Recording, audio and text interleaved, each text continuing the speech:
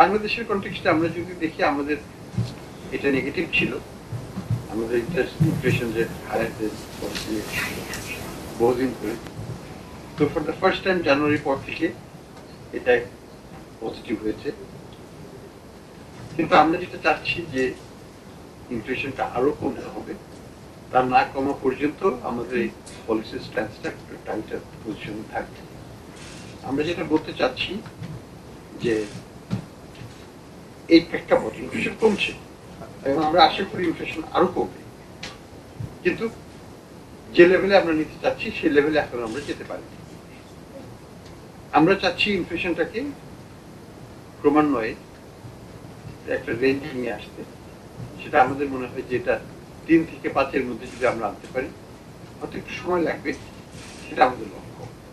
তো এই লক্ষ্যে যেতে হলে আমাদেরকে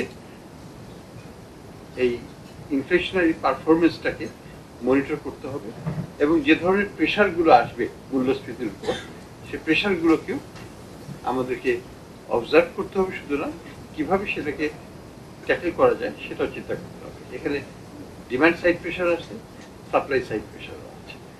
ডিমান্ড সাইড প্রেশারটা আমরা অনেকখানি কন্টেইন করে রেখেছি থ্রু টাইট মনিটারি পলিসি এবং ফিসক্যাল পলিসিও টাইট। আপনারা দেখেছেন যে বাজেটের আকার ছোট ছিল। এবছরের নতুন যে বাজেট, গত বছরের বাজেটের আকার ছোট করা হয়েছিল বাই ডিজাইন। এক্সপেন্ডিচারকে মানে অনেক জায়গাতেই খরচকে ব্যয় করে জিনিসটাকে কমিয়ে আনা হয়েছে ফিসক্যাল ডেফিসিটকে। আগামী বছরের বাজেটটা আরেকটু সংকুচিত করা হয়েছে, আরেকটু টাইটার স্ট্রাকচার রাখা হয়েছে। ঠিক একইভাবে আমাদের মনিটারি পলিসিটাও আমরা চাহিদার দিক থেকে সংকুচিত একটা স্ট্যান্স আছে, সংকোচনমূলক একটা স্ট্যান্স। এখন যেটা হচ্ছে যে এটা যত ইনফ্লেশন কমছে, মনিটারি পলিসির স্ট্যান্সটা মানে এইটা inflation differential between inflation rate এবং পলিসি রেটের মধ্যে যে ডিফারেন্সিয়ালটা সেটা বাড়ছে। এটা এখন 1.5% আছে পজিটিভ। 3%-এর দিকে গেলে আমরা মনে করব যে এটা ভালো দিকে যাবে। এটা আমরা তখন পলিসি অ্যাডজাস্টমেন্টটা পুরোপুরিভাবে শুরু করব। ইন দ্য মিন টাইম আমরা অলরেডি কিন্তু স্ট্যান্ডিং লেন্ডিং ফ্যাসিলিটি রেটটা আমরা কমিয়ে দিচ্ছি। হ্যাঁ, যে ডিপোজিটটা ব্যাংকার্সরা আমাদের সাথে রাখতেন বাংলাদেশ ব্যাংকে ওভারনাইট, বিশেষ করে সেটাকে আমরা কমিয়ে দিয়েছি এবং আমরা হয়তো সামনে আরো কমাবো।